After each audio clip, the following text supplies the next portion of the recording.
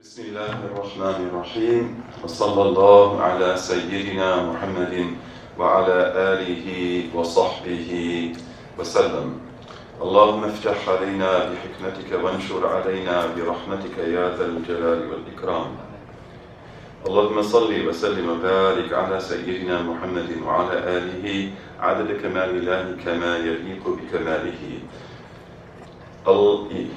اللهم علمنا من علمك ما ترضى به عنا ولا تؤاخذنا بما تعلمه منا.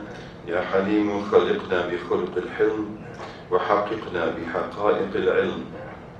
سبحانك لا علم لنا إلا ما علمتنا إنك أنت العليم الحكيم.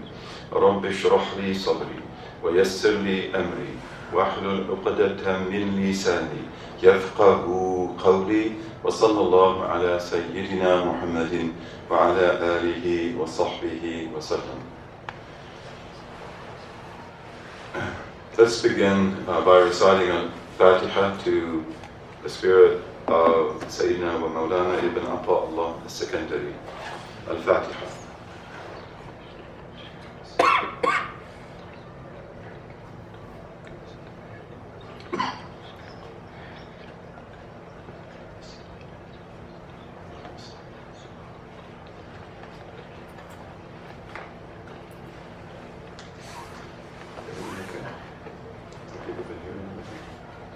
Bismillah.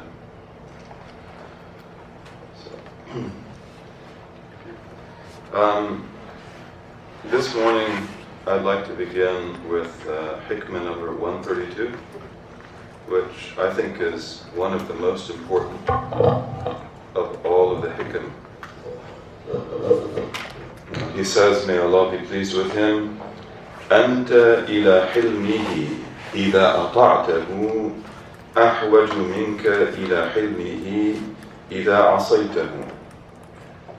أنت إلى حلمه إذا أطعته أحوج منك إلى حلمه إذا عصيته.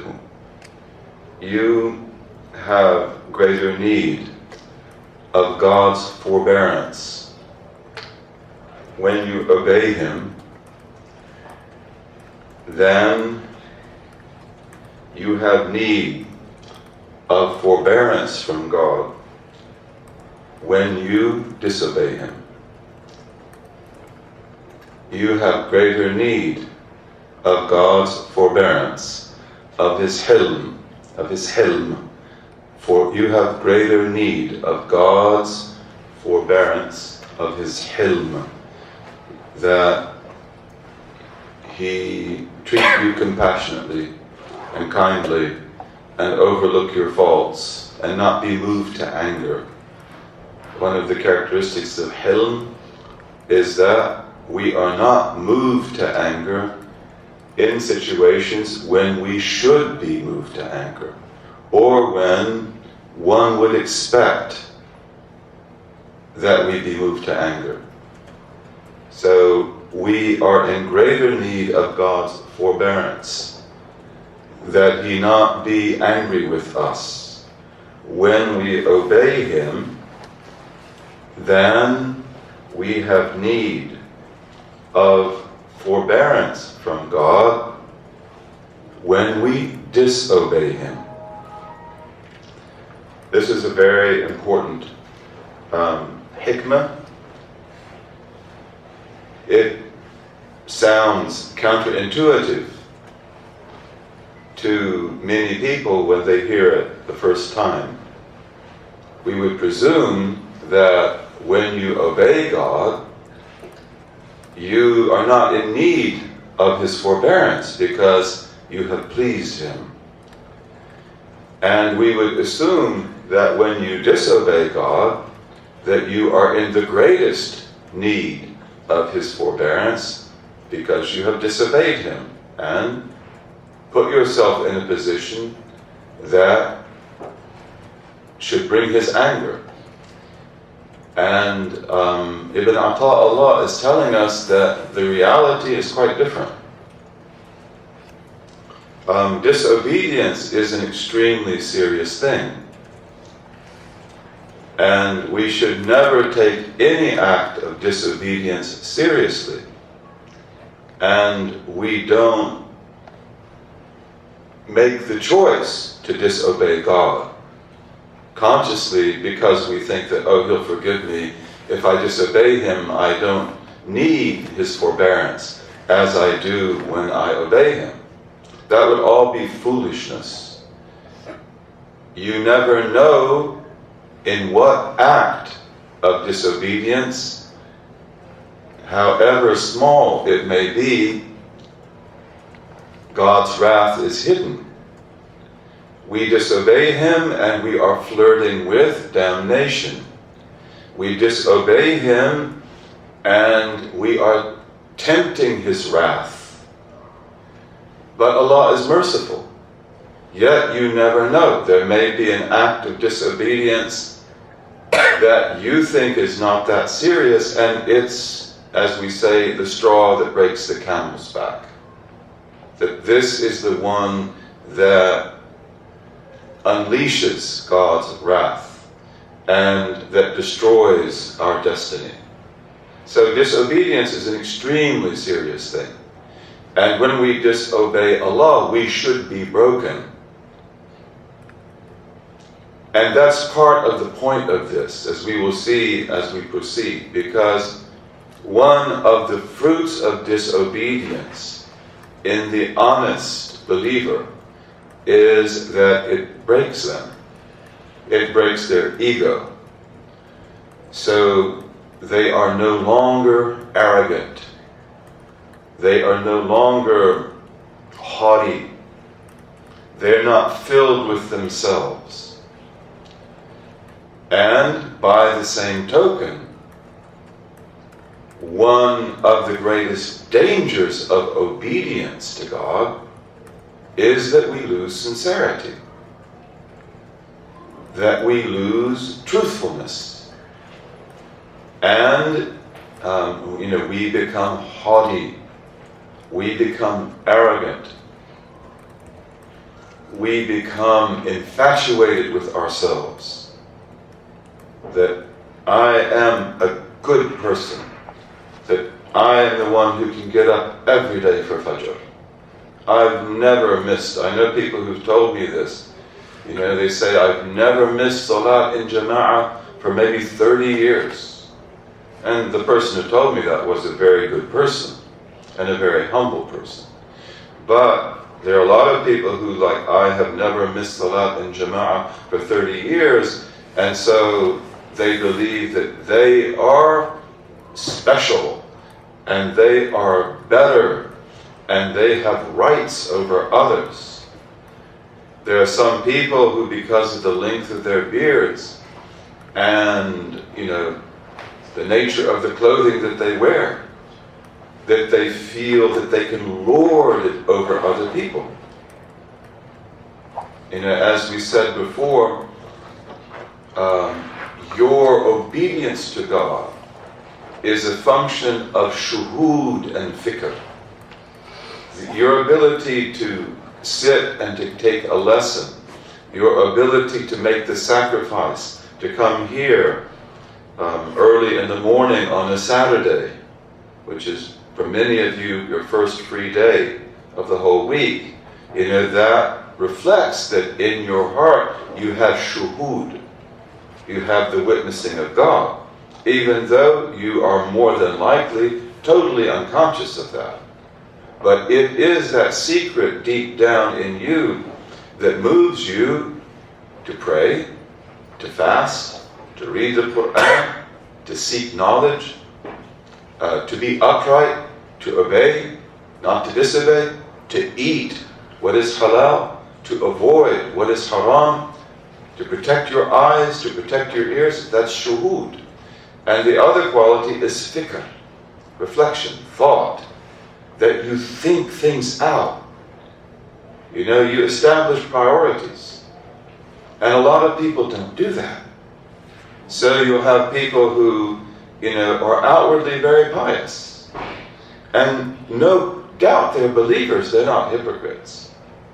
And yet they manipulate people. They exploit people. They harm people. They break contracts. They bait and switch. They promise you one thing, and then when you take the bait, they give you something else.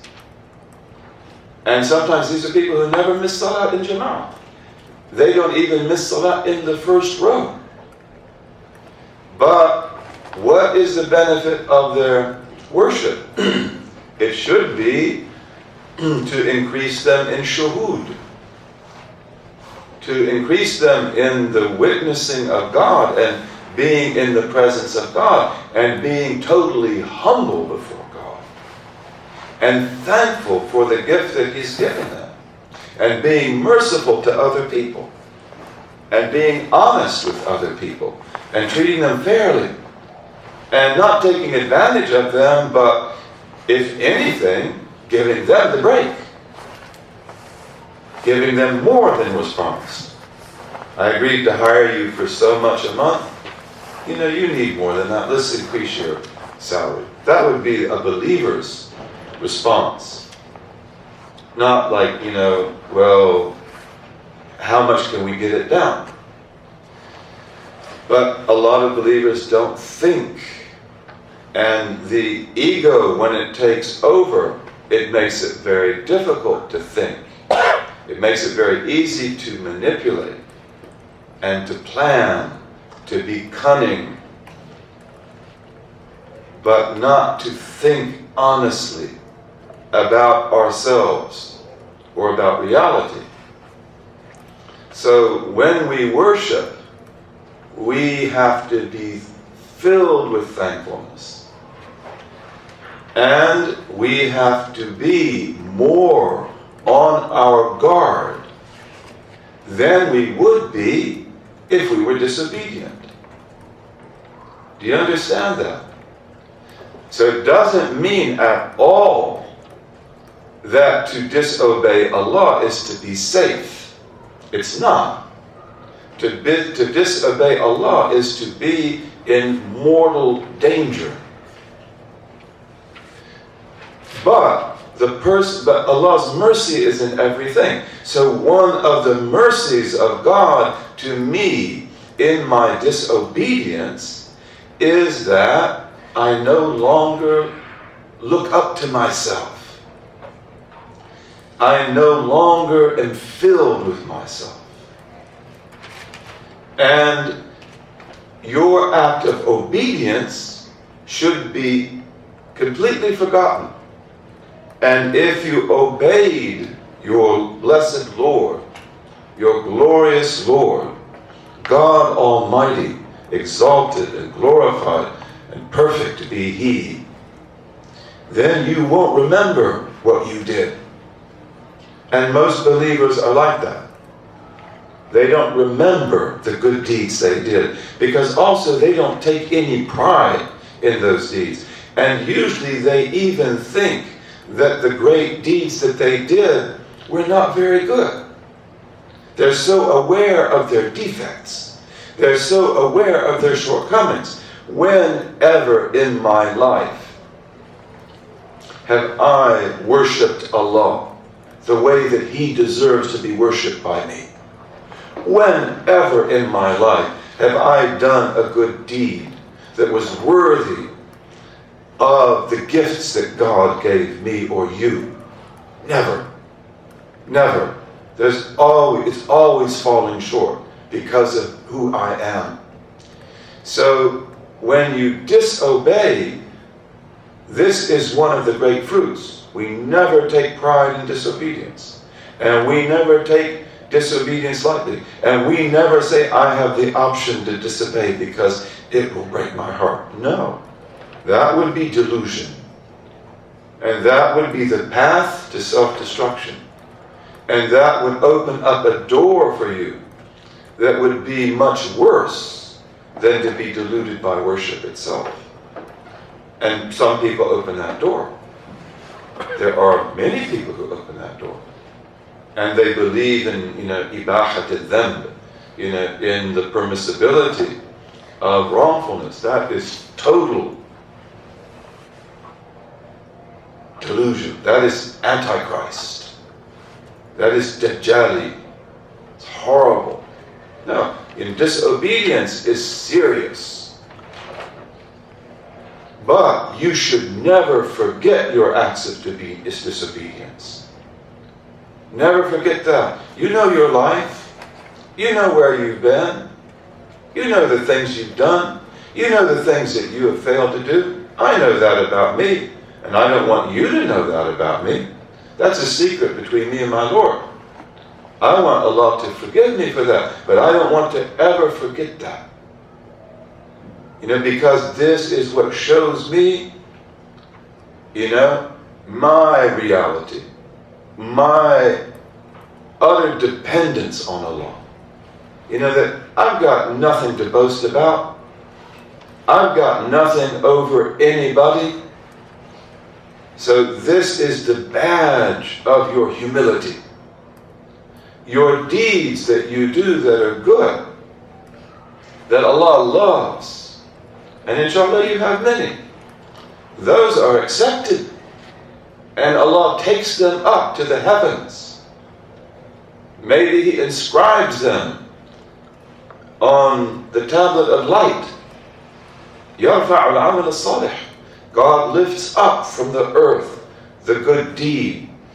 And as we said the other night, if you could hear the pens of the angels writing your name, Ahmad, Muhammad, Imad, whatever your name is, on the tablet of light, you would die from joy. You would be so overjoyed that your spirit would leave your body. And this is what happens sometimes around the awliya. Abu Majdin al-Ghawth, may Allah be pleased with him, one of the great awliya, one of the masters of the masters. He had a little house on the shores of the Mediterranean Sea in the town of Bijaya.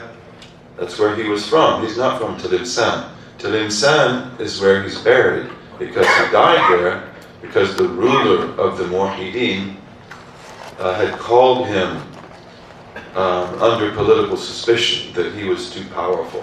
And he died on his way to Marrakesh. But he was in Bijaya, which is in eastern Algeria on the sea. His murids would eat from fish they caught in the ocean.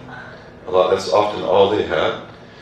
And, but he had a little hut there in Bijaya, a khalwa. And the people of Bijaya, they knew that Sidi Abu Madyan is very special. They knew that this is a wali, a big wali. We want to benefit from him. We want to sit with him. We want him to make dua for us. We want him to teach us. So they would come and they would say, come out and teach us. And then a year before he began to teach, they convinced him to come out even though he knew it wasn't time.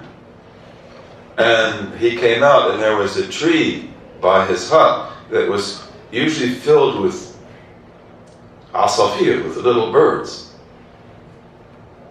Beautiful little birds, songbirds. And as soon as he came out, they all flew away. You know how birds will do. They make a sound because they all fly away at once. Let's get out of here, And that's because he's Jalali, he's totally Jalali. And he's frightening. And so he said, it's not time for me to come out. And he went in and he sat for another year. And then the next year he came out, the people gathered, the birds sang, the birds flew around him. Some of the birds would drop down to the earth out of joy, dead. This happens with Sheikh Abdul Qadir Jilani, it happens with lots of the awliya. That the birds because birds are, their souls are bird souls, they're very sensitive.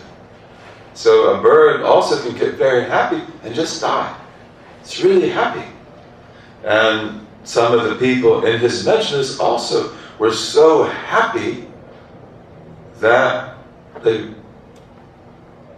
Allah took their souls in the majlis. So, but now what was I talking about? Abu Madin. Do you remember? Why was I talking about Abu Madin? I lost my train of thought. Ittaqillah haythuma kunt. Fear God wherever you are. That's the word that Sheikh Faraz told me. Whenever you forget your train of thought, just say that. Fear God wherever you are. Why was I talking about Abu Madin? The word for obedience. Hmm? You're talking about how if you knew how if our name was written in the law. Right. Okay. Thank you. So again, it's like if you could hear your name, Sidi Muhammad, being written on the tablet of light, the very writing is ecstasy.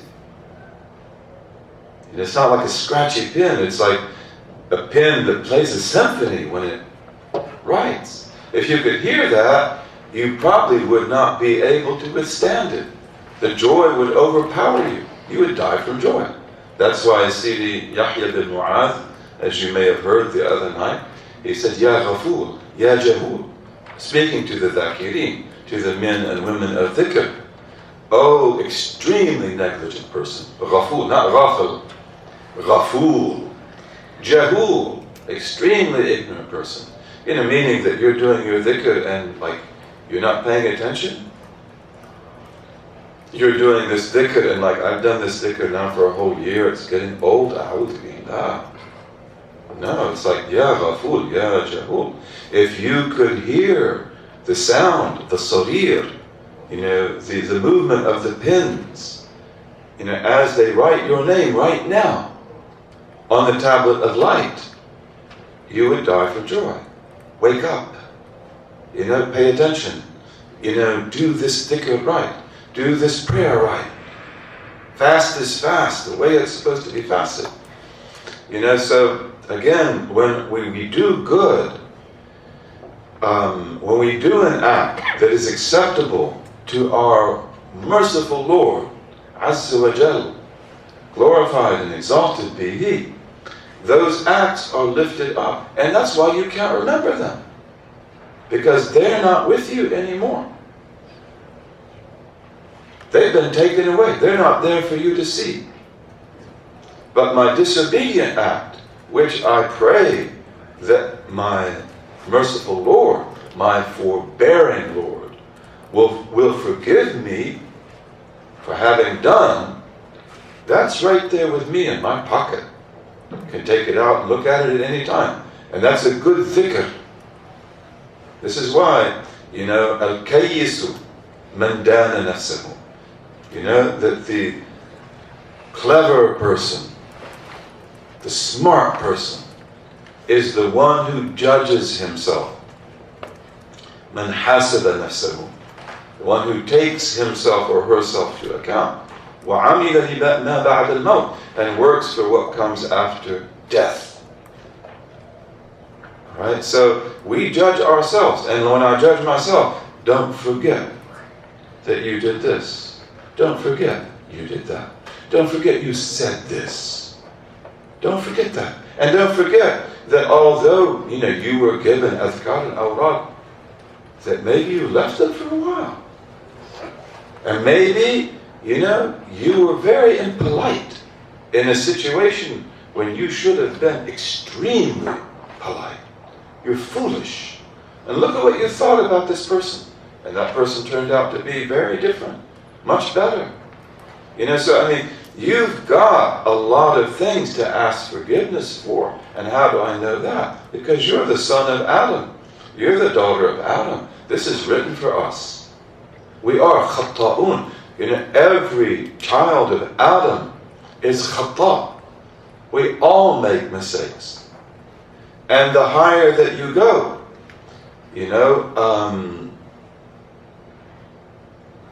Hasanatul abrar, sayyi'atul muqarrabin. The good deeds of the righteous are the bad deeds of the people in God's presence, the people who were brought near to God. What does that mean? What that means is that the abrar, the righteous man or woman, maybe they get up, they do tahajjud at night. But they're not necessarily present in their prayer. Maybe they are a little bit impressed with themselves. And maybe they're also doing that prayer because of the spiritual reward they get for it, which is a reward. It's good. It's a reward. You can take your reward. But like the muqarrabeen, their prayer is different. Their prayer is presence. Their prayer has no self. Their prayer is a prayer in which they're not seeking any reward. They're seeking just to glorify their Lord. They're seeking just to be in His presence. So that's the salat of the muqarrabeen. And if they prayed the salat of the abrar, the righteous, who are spiritually less than they, that would be wrong. That would be a sayyah. Because they're beyond that now. Okay, so it doesn't mean at all that the good things that the abrar do, that the muqarrabeen don't have to do that anymore. No, absolutely not. It means the muqarrabeen, much more is expected of you. You have attained a state in which you must be with your Lord. And this is another reason why every time that you grow spiritually, every time that God blesses you to do more and more, you have to ask forgiveness. And the Prophet ﷺ, he asks forgiveness every day, 70 times or more. Because he is a created being. He is the most perfect of all created beings. And he is aqrab al-muqarrabin, of all those who are brought near to God, Almighty, glorious, and blessed be He. There's none closer than the blessed Prophet Muhammad. Absolutely not. But again, he judges himself by the standards of himself in his perfection, not by the standards of someone like me. And therefore, the Prophet is always seeking, sallallahu alayhi wasallam, to be closer and closer, higher and higher. This is a reflection of his shuhud, of his witnessing of God, which is second to none. This is a reflection of his fikr. And most of the Prophet's time was fikr, sallallahu alayhi wasallam. Abd-Allah, the great companion of the Prophet ﷺ, was asked after the death of Abu Darda, the great companion Abu Darda. She was asked what was his greatest form of worship. And she said, al-fikr, to think, to reflect. You finished your adhkar, you have some free time, you're driving your car, think. And as we've said before, most people can't do that. They can think about, like, what am I going to do at work? How am I going to pay my bills? What will I say when I get home to my wife? They can think about things like that, but they cannot think about creation, God, destiny. And to be able to do that is a gift. To be able to think. When you lie in bed at night, you want to go to sleep, think about yourself. Who am I? What am I doing? What are my intentions? And how am I? Am I doing what is pleasing to my Lord? That is beneficial. It is said that the Blessed Prophet ﷺ said that a moment of thought, a moment of reflection, sa'atun min al-fikr, is more valuable than 70 years, 70 years. That's a long lifetime, a good lifetime of nothing but worship. Worship that the person doesn't reflect in. So this is a really beautiful hikmah, and may Allah enable us, to imbibe it. أنت إلى حلمه إذا أطعته أحوج منك إلى حلمه إذا عصيته. That you are in greater need of God's forbearance when you obey Him than you are in need of His forbearance, of God's forbearance, when you disobey Him.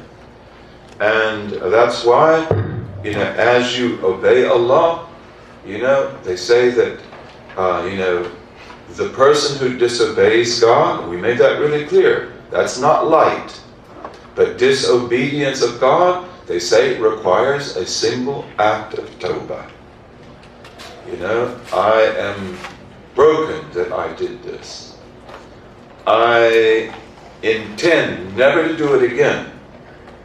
Honestly, not like, I'll say that now, but I will do it next week, next Friday. No, it's like, I should not have done this. I am sorry that I did it. I am sad that I did it. And I will not do it again. And I stopped it. Okay? Then you're back. Then the straight path is open for you again. Allah is merciful. He will bring you back, bi'idhnillahi ta'ala. But they say that if you obey God, that requires 70 acts of tawbah. 70 acts of tawbah. Why? Because now you have taken the path, you have done what is right, but you have got to be thankful, and you have got to be real, and you have got to be humble, and woe to you. You're in trouble if you begin to admire yourself on the path to Allah Azza wa Jal. And this beautiful little book is the constitution of the path. It's not written for all Muslims. All Muslims are entitled to read it, and they will benefit. Muslims need this knowledge today more than ever. But it is written for the people of the path, for the seeker, the murid, the murida, or the murad, or the murada.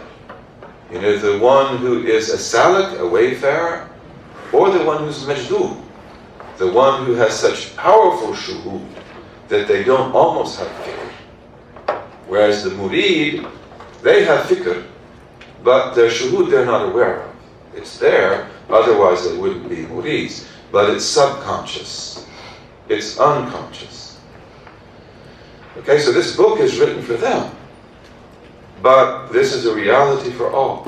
And when you're on the path, as a seeker, or as one who sought, a murid or a murada, a salik, salika, or majdub or majduba, then, you become beautified. Allah gives you beautiful states. Allah gives you understanding. Allah enables you to see the meaning of the world around you. No matter how beautiful the situation, you remain a humble servant of Allah. You're filled with ecstasy, but you control that. No matter how horrible the situation, you see the wisdom of God, or you look for the wisdom of God in that. You know it's there. Okay? But the path is beautiful. And you become beautiful. And it may be that you dream, and maybe you never dreamt before. It may be that you see in your dream incredible things, like the garden. If you ever see the garden, it's like, the world fades after that. You see the garden in your sleep, in your dream, and it's not that different from this world. The trees look like the trees here, but they're not the same. Because they have qualities, of light that are not in the trees here, that are not in the things here. So if you see that, it's like you may not even recognize in the beginning that it's the garden. But it's so beautiful. It's so unspeakably beautiful. And then the world fades after that. When Moses alayhi salam, when Musa alayhi salam conversed with his Lord on the Mount of Sinai, when you hear the divine speech, there is nothing more beautiful than that. And the divine speech gives you unlimited knowledge. This is the secret of your shuhud, as we said the other night. That you heard God speak. God spoke to you as He spoke to Moses. And He said, Alastu bi rabbikum? Am I not your Lord?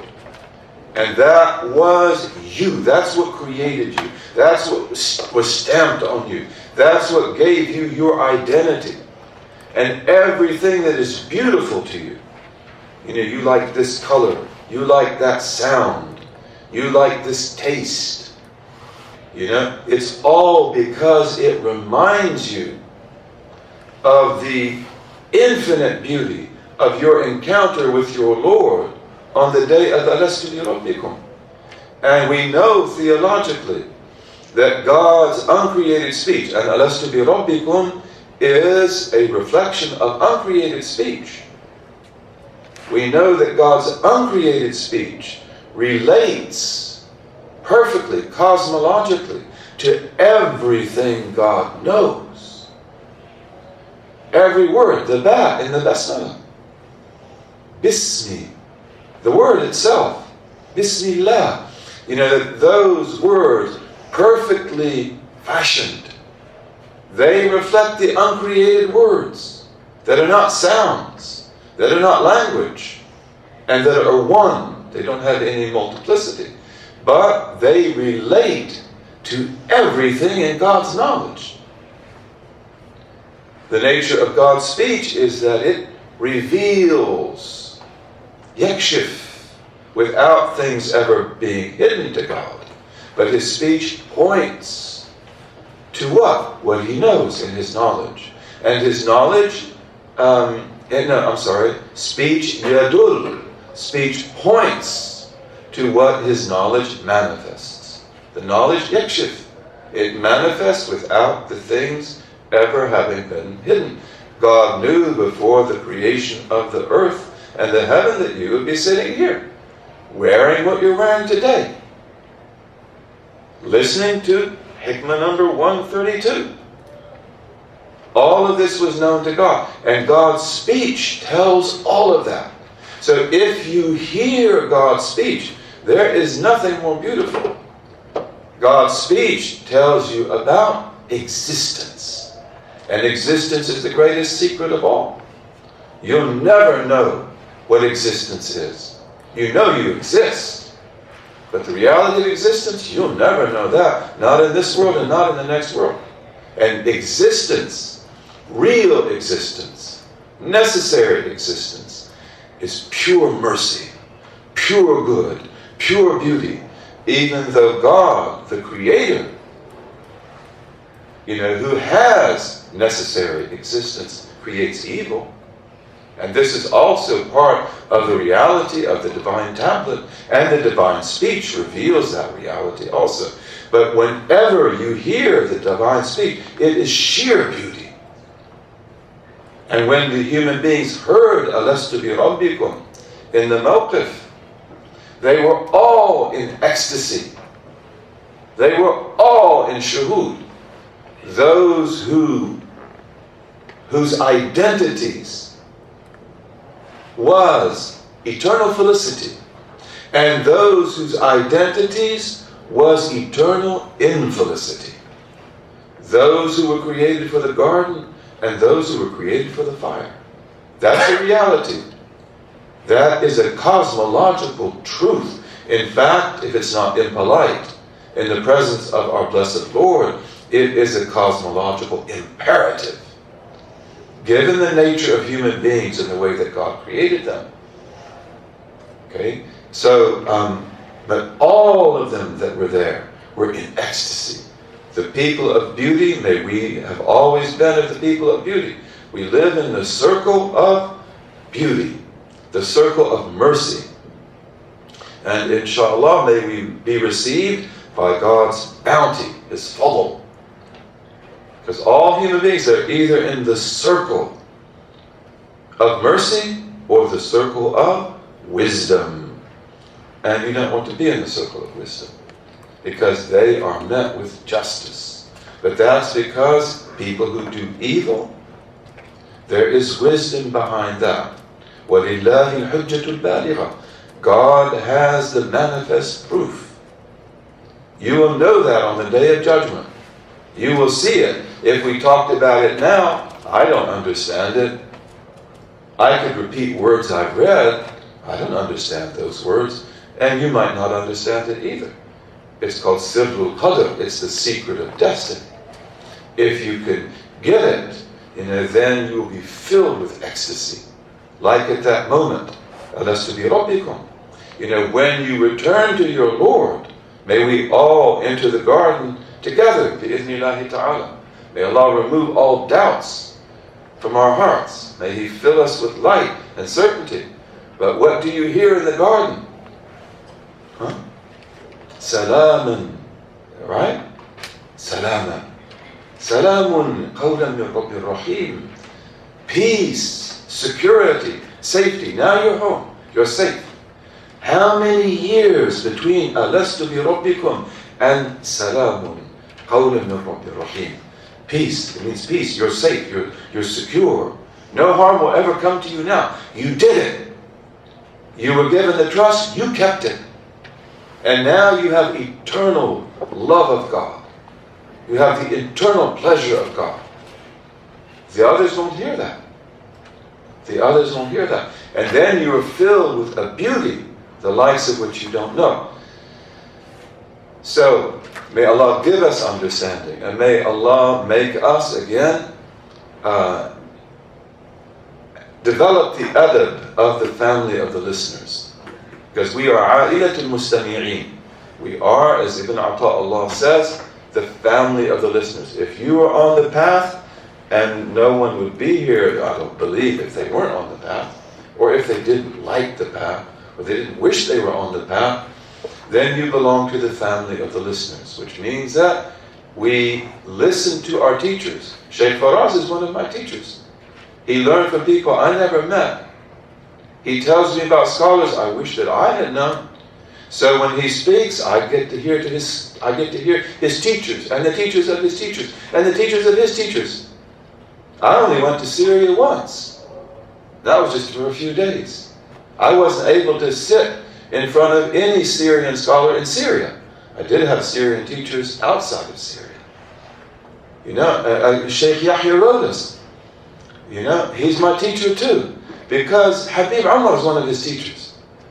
And other Habaib are his teachers. I never got to sit in front of Habib Umar like that. I've sat in front of Habib Umar just a few hours. So I get to hear that. We are the family of the listeners. I want to hear you speak. You see, we listen. And then, gradually, we understand. And that's why our adab is that every time I hear things, I've heard things that I could never understand. I remember one of my first sheikhs, Sheikh Muhammad Abu Bakr, Eritrean, Allah bless him, a real powerful saint. And he gave me these salawat on the Prophet, that are just beyond translation.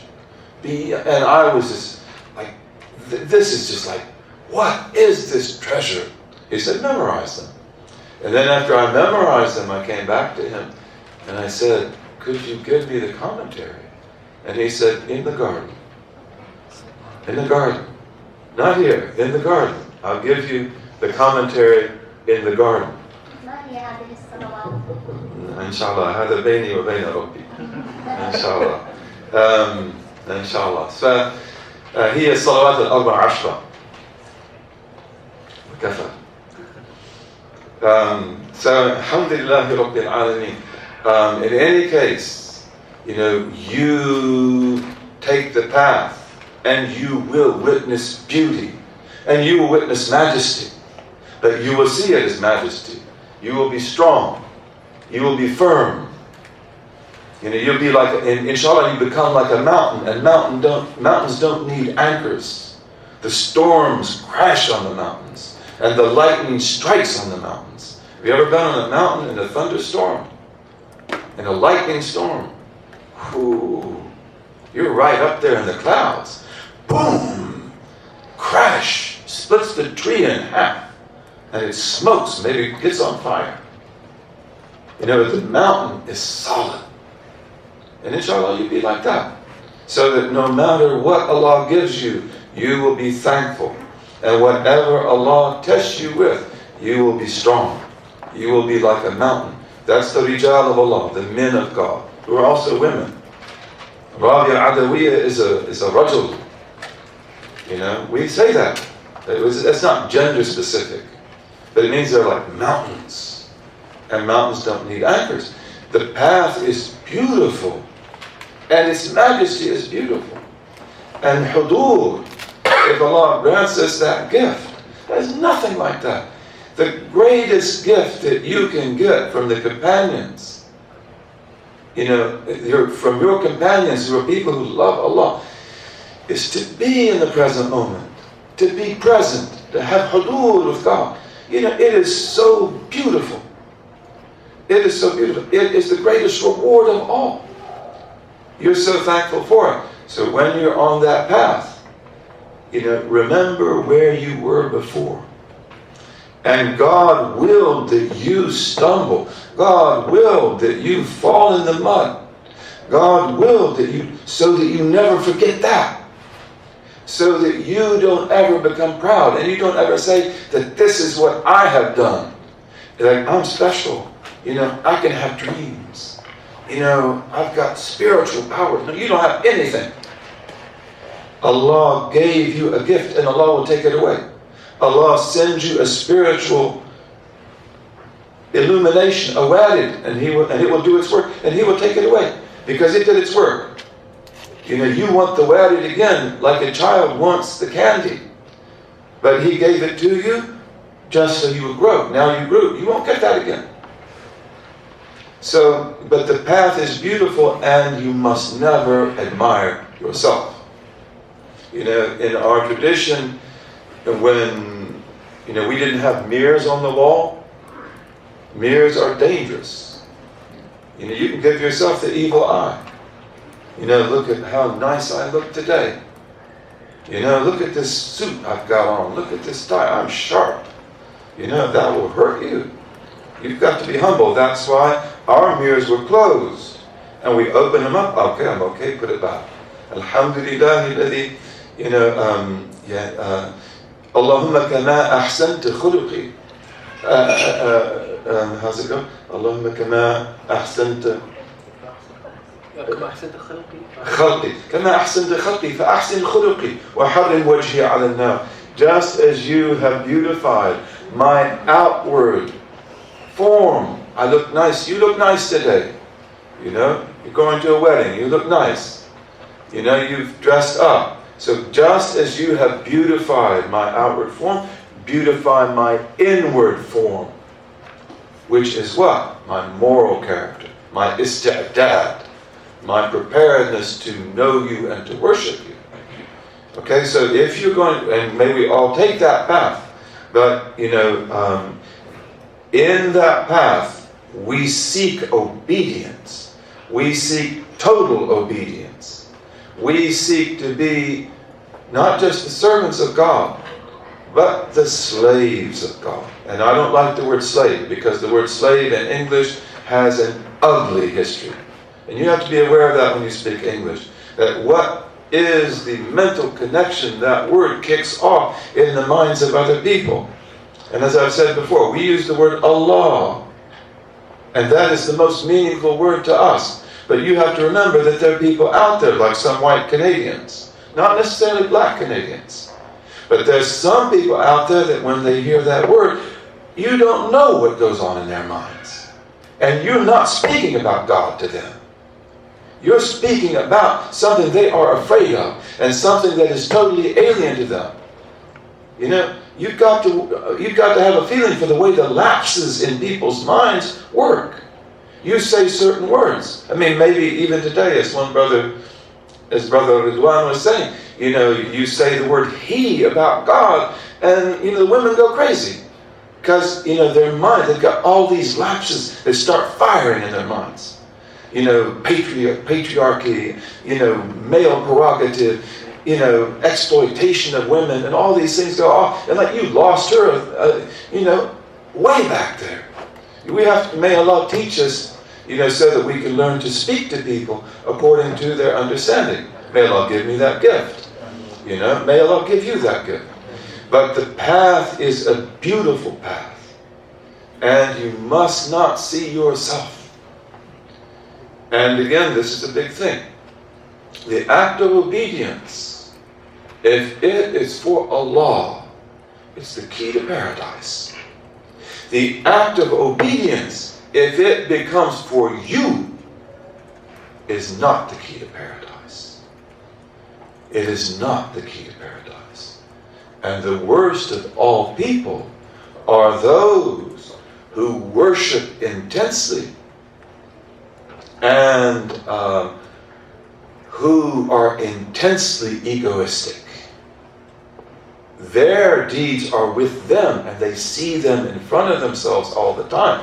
I prayed all night, and I've done this now for how many years? And I've never missed a prayer in the Jama'ah. And so it's like me. And this is very dangerous. This is the sin of the Khawarij. And the Prophet warned us of the Khawarij in authentic, multiply transmitted hadith. In hadith, in Bukhari, and Muslim, and all the collections of hadith that are mutawatir and sahih. Multiply transmitted. That means from many different original narrators, with many different lines of transmission, and authentic. And that's because this warning was so important. And who are the Khawarij? You know, the Prophet said, sallallahu alaihi wasallam, they are sharrul khalqi wal khaliqa. They are the worst of all creation and created beings. They are believers, as long as they're praying. They usually die a miserable death. They don't usually die as believers. They shoot out of Islam like an arrow out of a bow. But the Prophet said, if you compare, sallallahu alaihi wasallam, your prayer to theirs, your prayer is nothing. It's paltry. If you compared your fasting to theirs, you don't hardly fast at all. They fast every day, every other day. They pray all day. They pray nafil. They pray at night. They recite the Qur'an all the time. But the Prophet said it never goes below their collarbones, the taraqi. That's where the first letter comes out, right? Hamza, just above the collarbone. So they are in the makharij. Their Qur'an is in the makharij. Maybe they have beautiful tajweed, but it does not go into the heart. It does not transform. And the Khawarij, who arose at the end of the prophecy, sallallahu alaihi wasallam, of our beautiful Prophet, you know, they were the biggest fitna that the Muslims ever faced. And although they were Muslims, and Ibn Abbas says that when he went to speak to them, he says that they're not hypocrites and they're not disbelievers. So therefore speak to them with the Qur'an. And this is a sickness. This fanaticism is a sickness that comes from time to time in Muslims. May Allah protect us from it. Okay, but you know, they are people who their main thing was takfir. That you're a kafir. They felt the Sahaba were kafirs. They felt Sayyidina Uthman was a kafir. A'udhu billah. They felt Imam Ali was a kafir. They're the ones who killed Imam Ali. You know, and it's like they are blinded by their obedience. And their obedience becomes disobedience. And not only does it become disobedience, it becomes the greatest disobedience of all. Satan, Satan's secret was hidden for thousands and thousands of years. Before the creation of Adam, Satan worshipped God for hundreds of thousands of years. And in every heaven he had a name. In one he was called the Zahid, the ascetic. In another one he was called the Arif, the true knower. He would lecture to the angels. He would do tawaf. He worshipped all the time. But his reality, his inner reality, only becomes clear when Adam is created. That's a really interesting fact. In that, you will learn about the nature, the way reality is structured. So when Adam is created, then a reality comes out of Satan that was hidden from everybody before that but God. That he is the great deceiver. He is the great hypocrite. He is the manifestation of idlal, of misguidance. And that is his nature, almost as if that were his religion. So Satan was the great worshiper, but his worship was never taking him home. His worship was filling him, unknown to him. There was nothing to compare with tremendous pride. But as long as he's with the angels, who are perfect, that's not clear. As soon as Adam is created, who is below him and above him? Adam is below him because he is created from clay. And that means that he has the negative potential to disobey, to be ignorant, to be neglectful. Adam himself was not. Adam is a prophet, a messenger. He's the messenger to his children. How many children did Adam have? He had over 20 boys and 20 girls. They're all born as twins. And the twins marry another twin. This is why Cain will slay Abel, because he wanted to have Abel's wife. And then after, those are the first two, and Cain kills Abel. These are true stories, but they're filled with spiritual wisdom. They're filled with secrets. And then after that comes Seth and his sister, whom he doesn't marry. And then after that come the other children. Said there are 20, there are a lot of them. And then they have children, and they live long lives. And Adam is their messenger. He teaches them, he guides them, and he lives a long time. And they were, most of them, muqarrabin, sabiqin, thullatun min al-awwalin, thullat wa qalilun min al-akhirin. Many of the first generations. So we ask Allah Azza wa Jalla to make us worshipers. And and to make us people who everything we do is worship, but who never see themselves, who never admire themselves, who never have an ego. And then you will be pleasing to God, bi'iznillahi ta'ala, and you will go higher and higher and higher, bi'iznillahi ta'ala. Okay, let's look at number 95.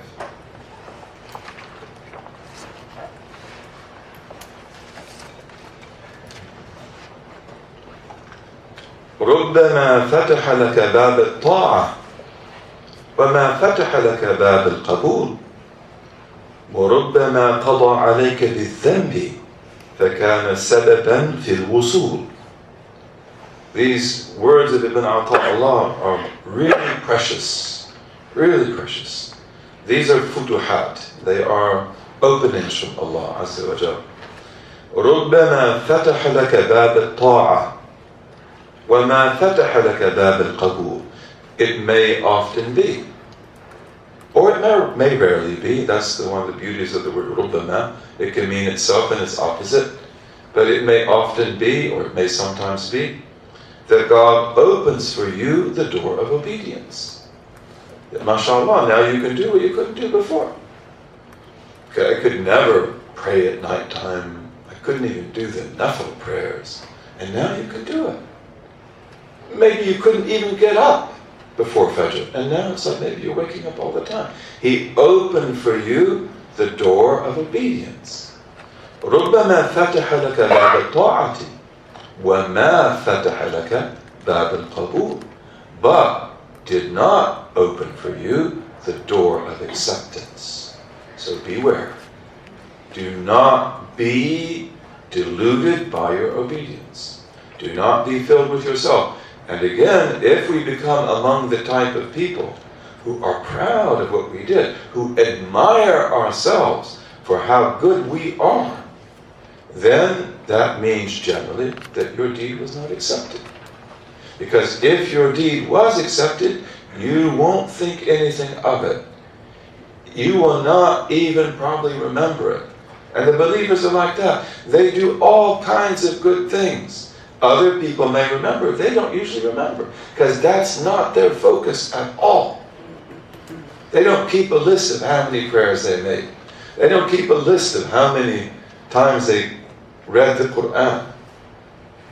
Maybe they keep a list of how many times they disobeyed. Maybe they keep a list of how many times they failed to do what they were supposed to do. That would benefit them. The other doesn't benefit. So رُبَّمَا فَتَحَ لَكَ بَابَ الطَّاعَةِ وَمَا فَتَحَ لَكَ بَابَ الْقَبُولِ. And this is why you need His forbearance, when you obey Him, so that He will open for you the door of acceptance, and so that you will not be deluded by your outward action, by how good you are, by how good the acts are that you did. Okay, so God, and this is again, Satan.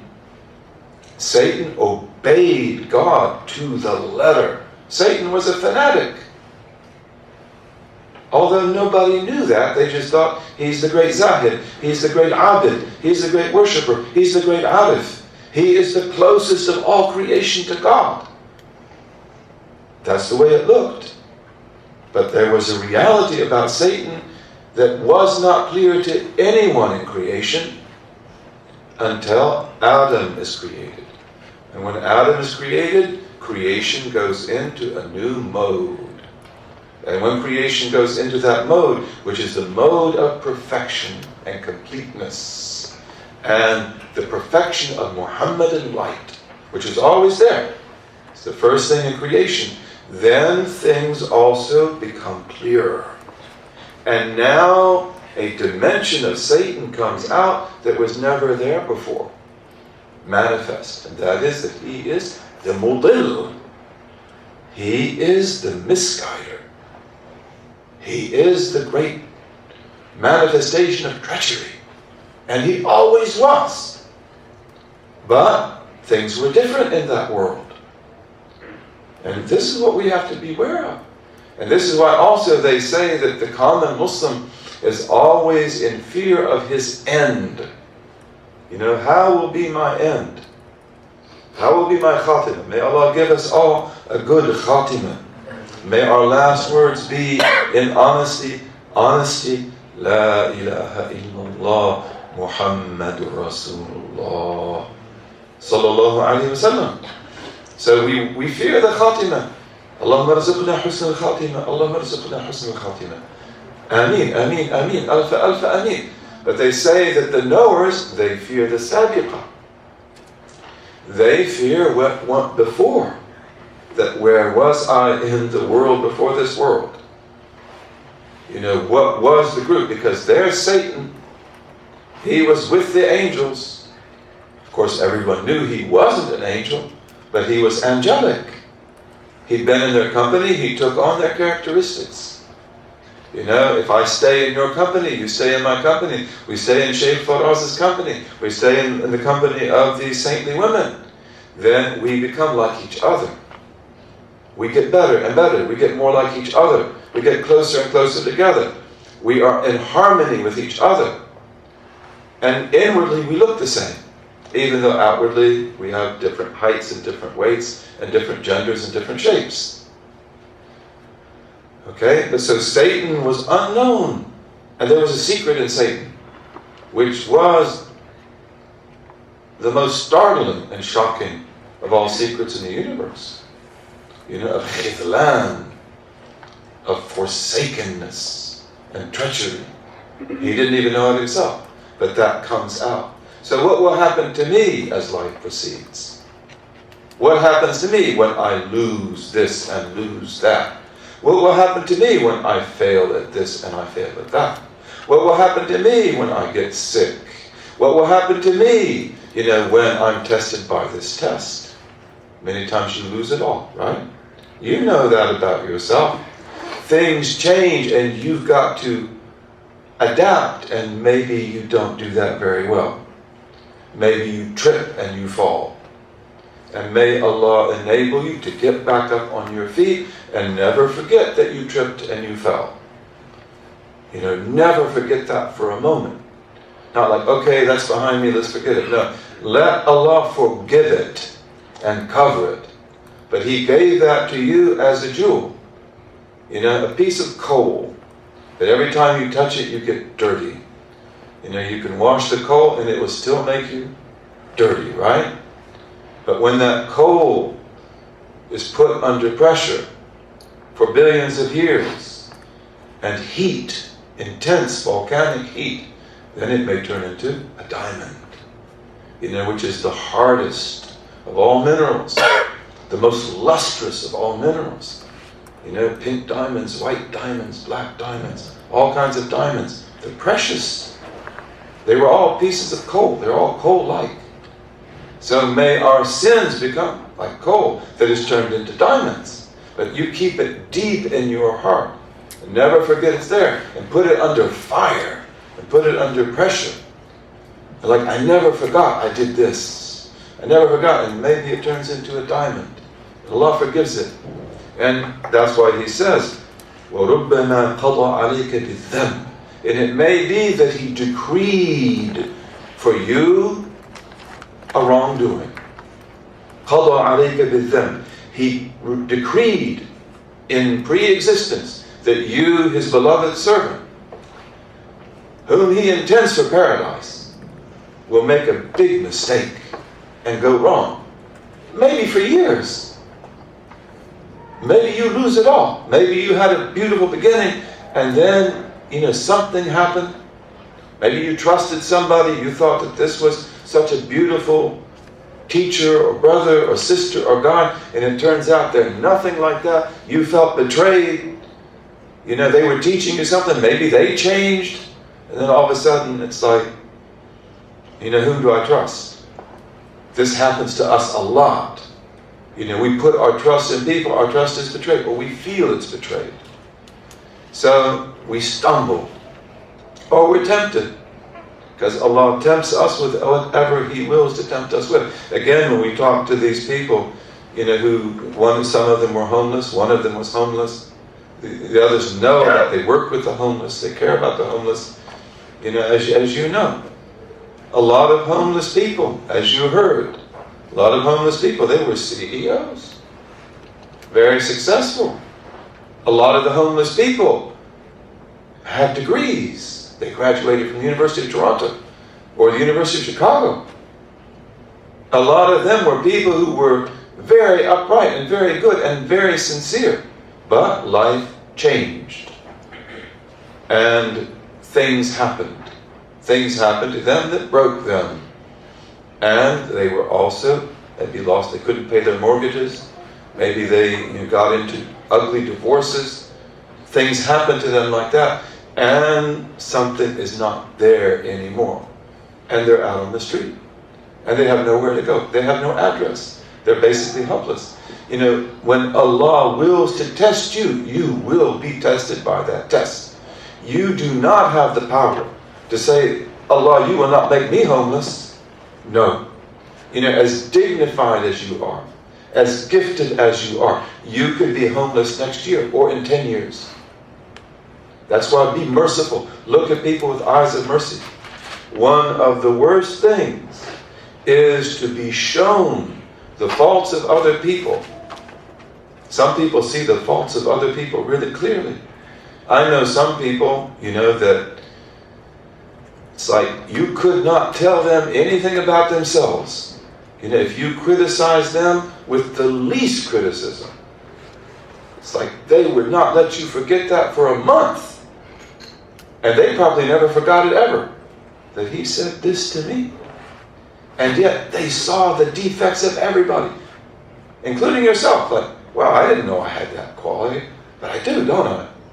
It's like he sees it, just like that. You've got this, you've got this, you've got that. They're very critical, but they're not critical of themselves. They don't see themselves. So, may Allah Azza wa Jal make us able to be humble to ourselves and not be proud. And no matter how great you are, and how gifted you are, and how able you have been all your life to pass the exams, and to get what needed to be got, and to deal with any situation, if Allah wills to take that gift away, it is gone. And you might be on the street. Don't ever think that's not possible for you, because that is foolishness. There, but for the grace of God, go I. That's the truth. Your sitter, your blessed covering, is that God covers your heart also from certain temptations and certain manifestations outside, which if they got to your heart, beware of what you look at, beware of what you listen to, beware of where you go, you would go through that door.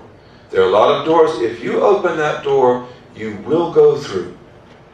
And if you don't believe that, you don't know much about yourself, and you don't know much about your Lord. So may Allah protect us from that. But he says, رُبَّمَا قَضَى عَلَيْكَ بِالذَّنْبِ. It may also be that God decrees for you an act of wrongdoing. فَكَانَ سَبَبًا فِي الْوُصُولِ. But it becomes the means of your arrival to God. Okay, so inshallah you understand what that means and you don't misunderstand it. Because we, as we said before, we repeat this, so that people don't misunderstand. The dhanb is never taken lightly, and we never have the option to sin. And we don't take that option. And he doesn't say that. He says, God decreed that you stumble. This was destiny. And that doesn't mean that you're off the hook. And that doesn't mean, a'udhu billah, that God is guilty. No. He is the tester. You acquired the act. But he wrote, he decreed before the heavens and the earth that you would go through a slump. Most of the people on the path, in fact, have to go through a slump. And they have to go through a fatwa. They have to go down. And then they have to come up. Their beginnings have to be burned. You've built this beautiful life. You've been doing dhikr all these years. You've never failed to visit your shaykh 3 times, 5 times a week. Sit before him in adab. And then it's all burned and broken, shattered. And you're astounded. And then it's like, what did I do with these last years of my life? Maybe I wasted them all. Where do I go now? And like, how could I ever get in that situation? Allah does whatever He wills. It's not about you. It's about Him. He created you. And He's the one that will bring you back. But He puts you down to bring you back up. And to make you this time pure. That this time there is no remnant of you. You have been dissolved and absolved. And He makes you do this thing that you never forget you did. May He turn it into a diamond. And now you come back and you're new. And now you come back and you can understand what you never understood before. Maybe you were doing the dhikr, for example, and then you have a fatwa. Almost everybody in the path has a fatwa. Maybe even more than once. Maybe many times. But then when you come back to it, it's as if I never read these beautiful words before in my life. I flew before and now I soar. So these are wisdoms that are really important. And, we ask Allah Azza wa Jal to remove from our hearts, any sense of, the arrogance of the ego. We ask Allah to remove that, wipe it clear, and to give us beautiful lives and good lives and sincerity, bi'idhnillahi ta'ala. But again, beware of pride and never depend on your action. And, if you prayed all night, alhamdulillah, be thankful to Allah who gave you the ability to do that. And then he says, let's look at 96. And we'll end with this. Unfortunately, I have another engagement immediately after this. So, we won't have questions. I'm really sorry about that. But I'm going to have to get up and go. And he says in 96, معصية أورثت ذلا وافتقارا خير من طاعة أورثت عزا واستكبارا. This is a good conclusion. He says, an act of disobedience, معصية أورثت, that leaves as a legacy, that leaves for you as a legacy, ذلا وافتقارا, humiliation even, and a sense of utter dependency. Like, I depend on you, Allah, for every step, for every breath. As we said last week, in every breath that you take, you breathe and you breathe out, there is a destiny that God fulfills in you. Okay? So, I am dependent on you for the next breath. I am dependent on you for the next heartbeat. I am dependent on you for everything. I am nothing, created from nothing. Every gift I have is a sheer bounty from you. Okay, so this is iftiqar. You're the faqir. What a blessed name. You're the faqira. You are the person who is utterly dependent on God. I'm poor. I'm a pauper. I'm penniless. I'm bankrupt. I've got nothing. Whatever I have is the gift Allah gave me. Whatever you have is the gift Allah gave you. May you be thankful. May you be thankful. And an act of disobedience, as terrible as it is a key to damnation. Never to be taken serious. But that thing that you did, or those things that you did, that you don't want anyone to know, and may they never know them. May you be mastur. May you be hidden. May you be considered, and may you be forgiven. May Allah not take us to task on the day of judgment. Okay? But you don't ever forget those deeds you did wrong. Because you want from them their fruit. You want your garden to grow. Akramakumullah, you put manure on it. Right? You get sheep dung, cattle dung, compost it, that makes really good manure. That's what your wrong deeds are. They're worse than that, but they are the compost out of which grows the humble heart, the beautiful heart. And so an act of disobedience that leaves you as a legacy. In other words, you don't ever forget this. You don't ever forget this. You remember this. And then, inshallah, when people correct you, you will say, look, in your heart, if you knew what I knew about me, you could have said a lot worse than you said. Thank you for telling me what I will now take care of. That act of disobedience is better than khayrun min ta'atin. It is better than an act of obedience. Awrathat izzan wa istikbaran, which leaves as a legacy izz, self-glory. Izz, I am glorious. I am great. I am grand. Do you know who my teachers were? Do you know how much I memorized? Do you know how much I prayed? Do you know that Allah accepts my prayers? Right? That's izz. Woe to you. Wastikbaran, and arrogance, pride. So again, we come back to the same thing. May Allah protect us from that. Bi-idhnillahi ta'ala. May Allah Azza wa Jal, make us again people who live by God. Billah. We act by God. Through God. Lillah, for God. That's gold and silver. You want to know what gold is and silver is? Gold is that you do things billah, by God. May Allah give you that gift. I don't even know what that means. Lillah, for God, and nothing else. Billah is gold. Lillah is silver. Those are the two coinages, right? Body value. And billah, it's like, again, the ultimate expression of billah is that my servant does not do anything, more pleasing to me than to do what I have made obligatory on him or her. Pray 5 times a day. Fast the fast of Ramadan. Even if you don't do the sunnah, even if you don't do the nafil, you do that. That's the most pleasing thing to God.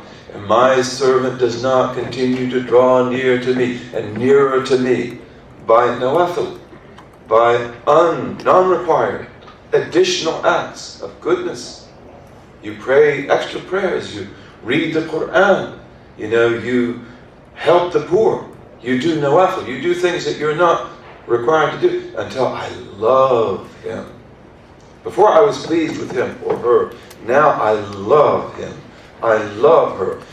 And I become the eye with which he sees, the ear with which he hears, the hand with which he grasps, the foot with which he walks. In some transmissions, the fu'ad, the heart of hearts with which he thinks, the tongue with which he or she speaks. He does not ask me, but that I give him. And whoever offends one of my awliya, one of my saints, I have declared war against.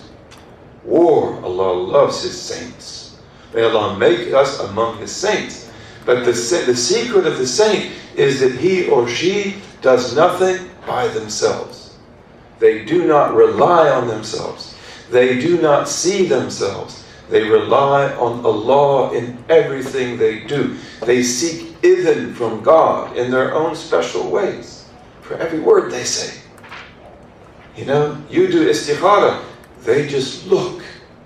And I won't do this. I was going to do it, but I won't do it now. I'll do this because it's better. They walk by God. They talk by God. And everything they say is blessed. Because when you do that, what you say is filled with blessing. Even though it's one word. But you say a word and it illuminates my heart. You maybe give something to a poor person and it changes their life. The Prophet talked about that. About giving something. Just give sadaqah, don't worry. And so he talks about a man who, akramahullah, gives sadaqah to a prostitute. But the fact that she was given sadaqah from this saint, even though that's not specified, that changes her life. It's like, I am worth something. Even though she's been abused, even though she's been discarded, nobody thinks anything of her, no one wants to touch her, except for the people who pay. And then they don't want to touch her after that. And now, this is somebody who, I'm worth something. He gave me this. I who am what I am. And then she's transformed. That's what the saint can do. And may Allah make us people like this, bi-idhnillahi ta'ala. And, again, we've said this and we'll end with this many times, but, you don't create your acts. Your acts are created for you. God knew, willed, and had power over everything you do from your first breath to your last breath. God knows all of the numbers of the infinite breaths that you will take in the garden, even though they're an infinite set, a potential infinite. Every breath you breathe another breath. It's never a real infinite. It's never an actual infinite. It's a potential infinite. God knows potential infinites. He knows that. He has infinite knowledge. You cannot fathom that. I can't fathom that. Mathematicians can talk about infinity, but they know it doesn't exist. They can talk about infinite sets, And they know that if there was one, you couldn't cross it. But they know that that doesn't exist in the real world. At least most of them will admit that, except for the ones that want to use that to stumble you, to trip you up, that like, going to make your faith difficult. No, actually, you've just made my faith really beautiful. But Allah creates your action and you acquire it. And this is a theological truth, which we don't have time to explain in a second, because I'm already over time and I have another engagement. But, what you have got to learn, and I have got to learn, is acquire your act with adab, courtesy, selflessness, thankfulness. That's to do it billah. And then your act takes on a whole nother dimension, because it's not your act anymore. It's the act that God created in infinite knowledge, wisdom, and power. And it now has an effect that you could have never imagined. Whereas if you do the act by yourself, okay, God created it. It's a function of God's perfect foreknowledge, His will and His power, but you ruined it by your bad adab. And you made it yours, you'll be judged. And you've got what you wanted, but it will fail ultimately. It will not have barakah. You will be in for a surprise. Maybe 20 years down the line, maybe 30, maybe sooner, maybe later. So may Allah Azza wa Jal fill us with His knowledge. May He fill our hearts with His glory. May we be people who, when we say Allahu Akbar, we forget the whole world and every created thing. And may He be people who please Him and who win His love. And if ever we do that, then we become the teardrop that turns the ocean to sweet water. Your tear falls in the ocean and changes it into sweet water. Some people say the Prophet ﷺ, that he wanted to see the sea, and he walked towards Jeddah, and the sea came up so he could see it, and then he comes back to Mecca. Some of the scholars say because had he drunk from the ocean, it would have no longer been salt water. That's certainly a truth. Whether the transmission is authentic, I don't know. But our Prophet's like that, sallallahu alaihi wasallam. Pure beauty. When your ruh is for Allah, your ruh changes everything. That's one of the, if you have fragrance that is just physical fragrance, if your fragrance is just bodily, and you go through a place which is full of stench, maybe burning garbage and things like that, you take on the stench. You lose your beautiful smell. If you have the person of the ruh that is fragrant, when they walk through the place that stinks and has the burning garbage, they turn it to perfume. That's true. May Allah give us these souls. These are the spirits of the awliya. Abu Maddin al-Ghawth, Baba Farid, Nizam al-Awliya, Mawlana Mu'inuddin Chishti. Blessed be their names. Nizam al-Awliya, blessed be their names. Naqshband, Baha'uddin Naqshband, his mother, Sayyida Bibi. Wow, I went to visit Mawlana Baha'uddin Naqshband. The first visit, it just wasn't right. And then I come back a few days later and someone told me that, did you visit his mother? I said, I didn't know. He said, no, you have to visit his mother first. I said, really? Where is she? She's about a mile down that way. And I went down and visited his mother. I sat there and cried. Then I came back to Baha'uddin Naqshband and wow, what a beautiful opening.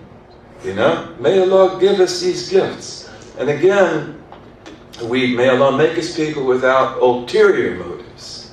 May our intention be to please God. Whether we fail or succeed, we will succeed in Allah. And when we die, we will be happy. But again, don't forget your neighbors, because Allah will not forget that. We are here for them. And we are here to speak in words they can understand. Okay? Everything we do is recorded. Everything you do will be overheard. And it will get more and more overheard the more that people hear it. So you want to speak in words that they can understand. You know, we don't speak in Muslim Yiddish. Right? I don't mean in any way, to speak derogatorily of the Yiddish. But the Jews developed Yiddish, which is their own form of German, medieval German, filled with Hebrew words and other words, Russian words too. Because nobody talked to the Jews. They were not allowed to mix in European society. They were ghettoized and hated. And Europeans have always had this problem. We could live with the Jews. We could protect the Jews. The sultans of our empires protected the Jews. That's the truth. That's the God's truth. The Christians never. They always turn on the Jews. They welcome them and then they turn on them. And the Jews were not welcome to anyone. And so they developed their own language among themselves that they can understand, and there's no need that other people can't understand it because the other people don't talk to them anyway, except in basic business dealings, and they can do that in High German. So they speak their own language. And we have to be careful not to do that. Of course, when we're among ourselves, it's so easy not to translate words. But we've got to develop an idiom where everything is English, everything is French, and we use our sacred tongue. Because ultimately these people have got to be able to know what you're saying. That Jibreel is Gabriel, they didn't know that. Moses is Musa, they don't have a clue. We're not just speaking to each other anymore. We live in a global world.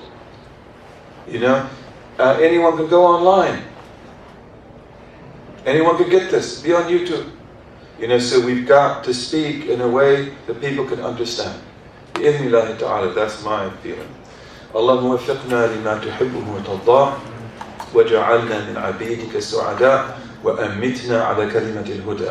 علمنا ما ينفعنا ووفقنا للعمل بما علمتنا به واجعل ما نحن فيه خالصا مخلصا لوجهك الكريم يا رب العالمين. اللهم اجعل تجمعنا هذا تجمعا مرحوما وتفرقنا بعده تفرقا معصوما لا شقيا منا ولا محروما. آمين آمين آمين. And perhaps Sidi Sheikh Faraz, my teacher, my beloved teacher, that's the truth. Wallahi, that's the truth. And I would never swear by God if it were not the truth. Bi'ithnillah. Maybe he could answer questions, because he could certainly do that. Put him in the electric chair. Okay, assalamu alaikum. Wa alaikum assalam.